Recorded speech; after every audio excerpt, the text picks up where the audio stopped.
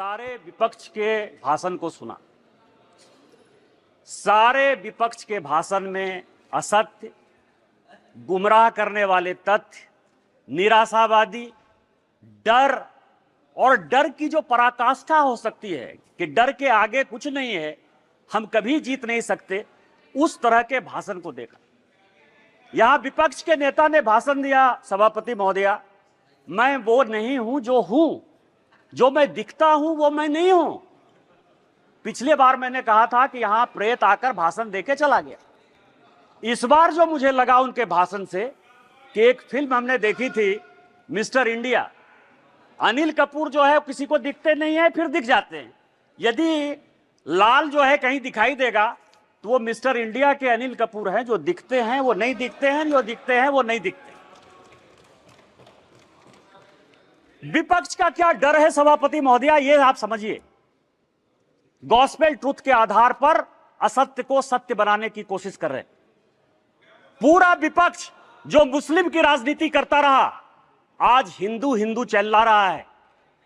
जिस लोकसभा से अवधेश, जिस लोकसभा से अवधेश पासी एमपी हैं, उसका नाम फैजाबाद है। किसी ने फैजाबाद नहीं कहा, सबने अयोध्या कहा। यही भारतीय जनता पार्टी की जीत है, यही मोदी की जीत है।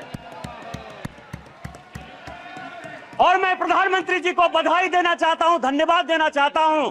रामायण के चौपाई है कि राम रमापति दर्शन लेहु, खैंचत चाप मिटई संदेहु। उन्होंने पूरे देश को यह मैसेज दे दिया कि यह देश हिंदू है, हिंदू राष्ट्र है और मुसलमान के नाम पर कोई राजनीति नहीं हो सकती है। फैजाबाद का नाम अपोजिशन के किसी आदमी ने नहीं लिया। क्या सत्य है? इन्होंने कहा हमारे ऊपर ईडी आ गई, हमारे ऊपर सीबीआई आ गई, हम किसी से नहीं डरते।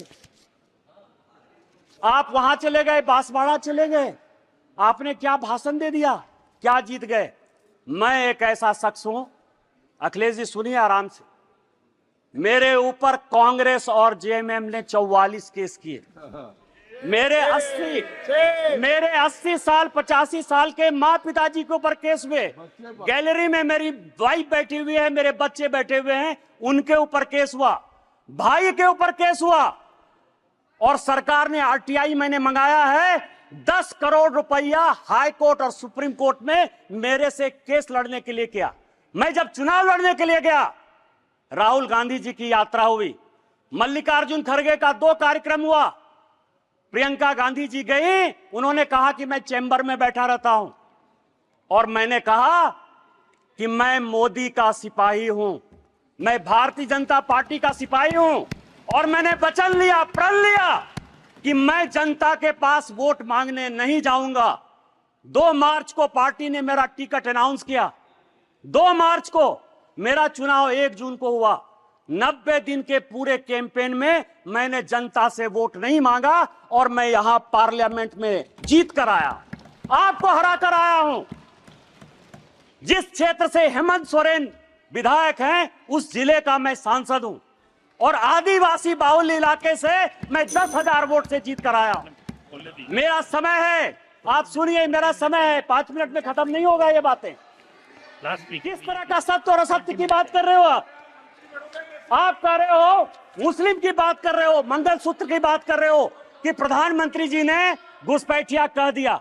हां, प्रधानमंत्री जी ने घुसपैठिया कह दिया। 2009 में सभापति महोदया आप मंत्री थी।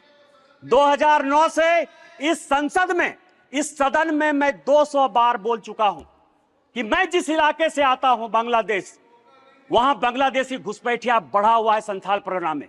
चाहे वो जामताड़ा हो, पाकुड़ हो, साहबगंज हो, मुर्शिदाबाद हो, मालदा हो, किशनगंज हो, अररिया हो। और हालत यह है, हमारी स्थिति यह है कि यहां विजय हांसदा बैठे हुए, मैं उनसे पूछ रहा था, गोपीचक एक गांव है, गाय काट दिया, और गाय काटने का जब मुसलमानों ने प्रतिरोध किया, अभी 15 दिन पहले पूरे बांग्लादेश वहां से आके बांग्लादेशी घुसपैठिए जो अपने आप को पश्चिम बंगाल का नागरिक कहते हैं, उन्होंने हमारी बहू बेटी का इज्जत लूटा, उनके घर को जलाया, उनके घर को भगाया। आप कह रहे हो कि वो बांग्लादेशी घुसपैठिए नहीं है, उनकी जनसंख्या नहीं है। स्पीकर साहब, पूरे देश भर में, मैं गोपीचक की बात कर रहा हूं, सभापति महोदया, सभापति महोदया, सभापति महोदया, पूरे देश में परिसीमन हो गया, पूरे देश में परिसीमन हो गया। आप आदिवासी की बात करते हो, आप पिछड़े की बात करते हो, हमारे यहाँ परिसीमन नहीं हुआ। आदिवासी की संख्या जो 36% थी वो 26% हो गई। ये पूरे देश को जानने की आवश्यकता है। 1 लोकसभा का सीट आदिवासी का और 3 विधानसभा का सीट घट रहा है। परिसीमन नहीं हो गया, घुसपैठिए बढ़ रहे हैं, आदिवासी लड़कियों के साथ शादी हो रही है, धर्मांतरण हो रहा है। इसके बाद भी आपको लगता है कि प्रधानमंत्री घुसपैठिए की बात नहीं करेंगे? किस तरह की राजनीति कर रहे हो आप? मैं आपको बताऊं सभापति महोदय, सभापति महोदय, शिव की बात होती है, हम उस विचारधारा के लोग हैं। अतजल गगरी छलकत जाए, जिसको कुछ समझ में नहीं आती। यदि आपको शिव का ही दिखाना था, गुरु नानक का दिखाना था, तो मंदिर चले जाते यार, गुरुद्वारा चले जाते। इस पार्लियामेंट में फोटो क्यों दिखा रहे? चले जाते ना। और जिस अभय मुद्रा की बात कर रहे हैं, मैं ब्राह्मण हूं और मुझे गर्व है कि ब्राह्मण हूं। जिस अभय मुद्रा की बात करते हो, भगवान शंकर को 4 हाथ है, 4 हाथ है, 1 हाथ नहीं होता है। और हस्त मुद्रा में ऐसे भी हाथ है, ऐसे भी हाथ है, ऐसे भी हाथ है, 28 मुद्राएं हैं।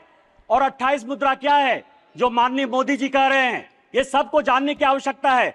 एक मुद्रा वो है जिसके हाथ में डमरू बजा हुआ है। डमरू मतलब स्टार्ट करिए, प्रकृति को स्टार्ट करिए, जीवन को स्टार्ट करिए, गरीबों के लिए काम करना स्टार्ट कीजिए। दूसरे हाथ में क्या है? डिस्ट्रॉय करना, अग्नि है भगवान शिव के हाथ में।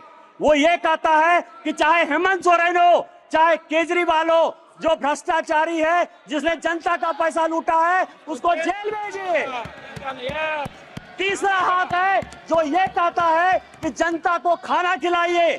और चौथा हाथ है कि कभी भी विकसित भारत के लिए, भविष्य के लिए, इंसॉल्वेशन के लिए, ये भगवान शिव हैं। आपको यदि धर्म नहीं पता है यार, कहां से धर्म के बारे में पता करोगे? त्रिशूल जो है भूत, भविष्य और वर्तमान की व्याख्या करता है, इसीलिए वो त्रिशूल है। और हमारे प्रधानमंत्री भूत, भविष्य और वर्तमान को देखकर विकसित भारत के संकल्प के साथ आगे बढ़ रहे हैं। इसलिए ये बात आपको समझ में नहीं आएगी।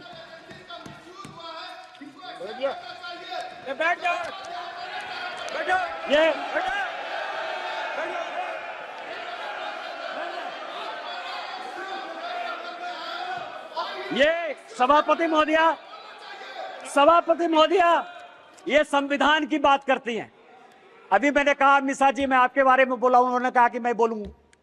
मिसा भारती जब पैदा हुई तो जेल में थी। मेरे गुरु गोविंदाचार्य उस वक्त वो भी जेल में थे, राम बहादुर राय भी जेल में थे।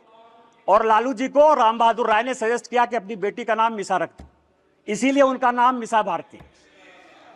जिस किताब का विमोचन राहुल गांधी ने किया, MK स्टालिन की आत्मकथा का, उसमें सबसे बढ़िया टॉपिक क्या है सभापति महोदया पता है? कि इमरजेंसी में जो है मेरे पिताजी ने पुलिस को हैंडओवर कर दिया। और यहां बैठे हुए हैं अखिलेश यादव जी, इनके पिताजी के साथ मुझे काम करने का मौका मिला। और बड़े आदमी थे, इतने बड़े आदमी थे कि वो हमेशा कहते थे कि मैं तुम्हारा भाषण सुनता हूं। उन्होंने मुझे इमरजेंसी की कहानी सुनाई कि जिस दिन इमरजेंसी गए तो उनकी वाइफ के पास जो है खाना खिलाने के लिए अपने परिवार के पास नहीं था। आप संविधान की बात करते हो, आपने कहा राज्य डिवीजन कर लिया। आपको पता है कि क्या हुआ? 7वां संशोधन 1956 में जब नेहरू ने किया तो उन्होंने कहा संविधान की आत्मा, आपने भी नरेंद्र मोदी कहा, इसलिए मैं नेहरू कर रहा हूं। Yes. Please address the chair. सभापति महोदया, 7वां संशोधन यह किया कि राज्य को कोई अधिकार नहीं होगा अपना बाउंड्री चुनने का। और यही कारण है कि 7वें संशोधन के बाद 14 राज्य और 6 यूनियन टेरिटरी बन गए। आप संविधान की बात करते हो, आप कहते हो संविधान बचाने की बात करते हो। संविधान की प्रस्तावना स्वर्ण सिंह कमेटी के बाद जब इमरजेंसी में सारे बड़े नेता, चाहे वो लालू प्रसाद जी हो, मुलायम सिंह यादव हो, करुणानिधि जी हो, अडवाणी जी हो, अटल जी हो, हेमवती नंदन बहुगुणा हो, कांग्रेस के चंद्रशेखर जी हो, बाबू जगजीवन राम हो, जब सारे जयप्रकाश नारायण, मैं MP की बात कर रहा हूं, ये सारे लोग जब जेल में बंद थे तो स्वर्ण सिंह कमेटी बनाई 1976 में। 42वां संशोधन हुआ, उस 42वें संशोधन ने हमारे धर्म परायण देश को, हम धार्मिक हैं, हम हिंदू हैं, बिट्टू यहां बैठा हुआ सिख है, बुद्धिस्ट हैं, रिजू जी उन्होंने कहा कि हम बुद्धिस्ट हैं, यहां ओवैसी बैठे हुए, इस्लाम उनके लिए गर्व का विषय है। आपने हमारे देश को धर्मनिरपेक्ष कर दिया, रातों रात बदल दिया। आपने उसमें इंटीग्रिटी शब्द जोड़ दिया। पूरा देश जो है ईमानदार है, इसी कारण ईमानदारी से चलता है। आपने ईमानदार जोड़ दिया और आपने उसमें सोशलिस्ट जोड़ दिया। अरे कैसे सोशलिस्ट हो सकते हैं हम यार?